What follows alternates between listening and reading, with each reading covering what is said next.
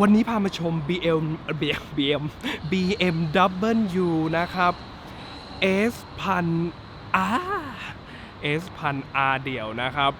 แม่เจ้าฉลามแนกเก็ตนะครับมีคนบอกว่าช่วงนี้พี่มี S1000 ไหมครับ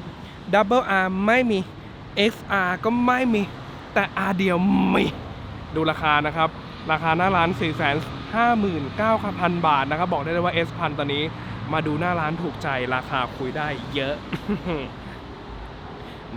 มาดูคันนี้หน่อยดีกว่าคันนี้จะเป็นสีไตรคัลเลอร์นะครับได้ยางด้วยยางแบบอ้อๆเลยนะครับหน้าหลังมาสตาร์ทให้ฟังเลยดีกว่านี่S1000 เนี่ย S1000 ยังไงก็คือ S1000 นะครับมีความขี่ง่ายแบบใครเคยขี่ S1000 จะบอกเลยว่าตั้งแต่โฉมฉลามปีประมาณ010ละ10มันเป็นรถที่ขี่ง่ายนะแม่มีพวงกุญแจซิ่งด้วย30แรงแมวนะครับแล้วก็มีเสียงที่เป็นเอกลักษณ์มากเวลาสตาร์ทมันก็จะมีตดปักมาทีหนึ่งให้ได้ยินนะครับแต่ในยุคนี้ยังได้ยินอยู่นะครับในยุคใหม่เป็นวาล์วแปรผันแล้วอาจจะไม่ได้ยินและเครื่องเดินเนียนเกินไปอันนี้ก็ท่ออาจจะลั่นๆนิดนึงนะครับสเต็ปสไตล์4สูบเรียงคันนี้ S1000 อย่างที่ผมบอกนะครับมันมีความขี่ง่ายที่รถสปอร์ตก็ขี่ง่ายพอเป็นแน็กเก็ตนี่ยิ่งขี่ง่ายเข้าไปใหญ่นะกรณีที่เราใช้ในเมืองอย่างพวก XR ก็คือจะเป็นรถทัวริงนะครับเดินทางพื้นฐานน่ะตัวนี้คือเครื่องยนต์โครงอะไรมันจะเหมือน Double R หมดเพียงแต่ตัวนี้เขาจะมีลดแรงม้าแล้วก็เหมือนปรับรอบแรงบิดมาในรอบที่เหมือนเหมาะกับการใช้งานบนท้องถนนมากขึ้นนะครับกำลังก็จะเหมือนตระกูลของ BM S1000 XR เลยเพียงแต่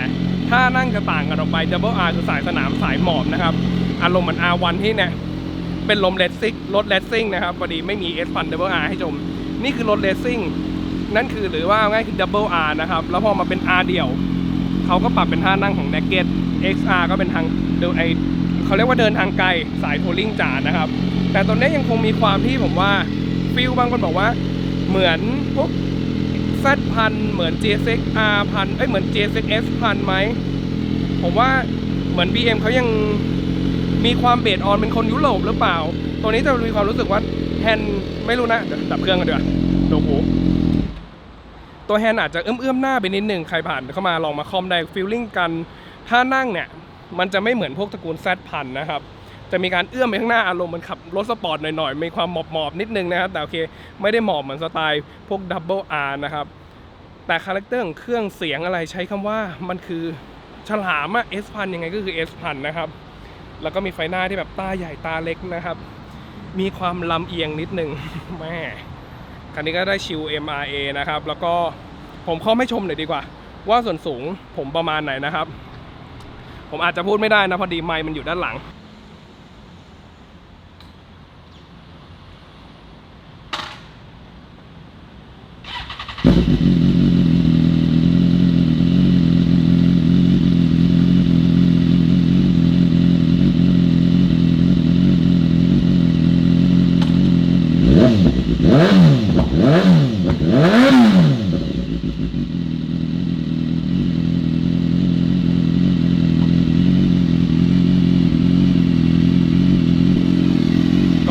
ถือโอกาสคอมให้ชมแล้วก็เบิ้ลให้ฟังเลยแล้วกันเพราะว่า S1000 จะเป็นเหมือน BM ปกตินะครับที่เวลาเนี่ยเราเข้าเกียร์ว่างลงขาตั้ง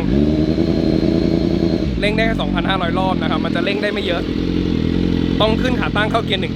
จะเร่งได้อย่างที่เมื่อกี้ผมเคาะไม่ดูผมสูง168 เซนติเมตรนะครับเอาขาลง2เท้า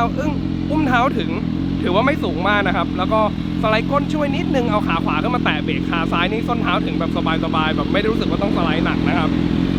ก็ถือว่าเป็นรถที่ขี่ง่ายขับสบายเลยแหละว่าตามจริงนะครับผมว่า S1000 เป็นรถที่ขี่โคตรง่ายแล้วพอปรับท่านั่งเป็นแน็กเก็ตยิ่งขี่แล้วฟินเข้าไปใหญ่มีการ์ดหม้อน้ำด้วยนะครับการ์ดด้านบนจะเป็นการ์ดหม้อน้ำส่วนด้านล่างจะเป็นการ์ดออยล์นะครับแล้วก็ท่อตัวนี้ไม่ต้องพูดถึงนะแหมถือว่าสเต็ปแบบก็ดังแหละ โดยประมาณนะครับแล้วก็ท้ายนี่ไฟท้ายนี่ที่เห็นกระพริบเพราะว่าผมถ่ายด้วย24 เฟรมเรทนะครับมันเลยอาจจะเห็นเป็นกระพริบแต่ของจริงไม่ได้กระพริบนะครับไฟท้ายก็คือจะเหมือน S1000 Double R เลยช่วงท้ายก็คือเหมือนเลยถังก็ใช่นะครับอย่างที่บอกว่าเขาปรับจากท่านั่งที่เป็นแฮนด์แบบโชว์ขึ้นมาเป็นท่าเป็นแฮนด์อย่างเงี้ยเป็นแฮนด์ขึ้นมานะครับมันก็เลยทำให้ท่านั่งขับสบายขึ้นแล้วก็ เรือนใหม่นี่ก็ใช่เลยเรือนใหม่ยังเป็น S1000 มีความสลายเขาเรียกว่าอะไหล่ใช้รวมกันไม่ได้นะครับเพราะสังเกตเห็นไหมตัวนี้พอเป็น R เดียวเขาจะเขียนเลยว่า S1000R แต่ถ้า Double R จะเขียนเลยเป็น Double R Double R เป็น RR 2 ตัวไม่ใช่ Double R Double R นะครับก็บางคนผมว่าหลายคนมีคนเข้ามาถามว่าเนี่ยจะเอา R เดี่ยวไปแปลงเป็น Double R ถามว่าได้ไหมผมเห็นคนทำหลายคันแล้วนะครับแต่ชั่วโมงนี้มือสองผมว่าราคามันไม่ได้หนีกันมากเอา R เดี่ยวไปแปลงผมว่าซื้อ Double R เลยน่าจะถูกกว่านะชั่วโมงนี้ตอนนี้มันไม่ได้แพงเหมือนสมัยหลายปีก่อนนะครับนี่พามาชมแล้วก็ได้เนี่ยโชคนะครับอัพไซด์ดาวก็มาตามมาตรฐานปั๊มคาลิเปอร์หน้าเป็นเบมโบด้วยนะครับรอเลยสไตล์ S1000 แล้วไม่ต้องพูดอะไรมากผมว่าอย่างที่บอกนะครับ S1000 ยังไงก็คือ S1000 นะครับโอเคกรึ๊บ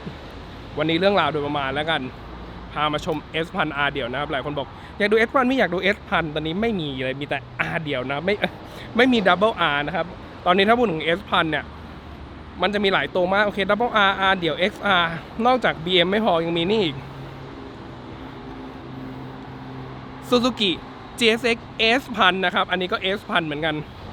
ไม่รู้จะ S1000 เยอะไปไหนนะครับ เห็นนะโอเคไปจริงๆละเหมือนอ้อยอิงแล้วเจอกันใหม่คลิปหน้าสวัสดีครับ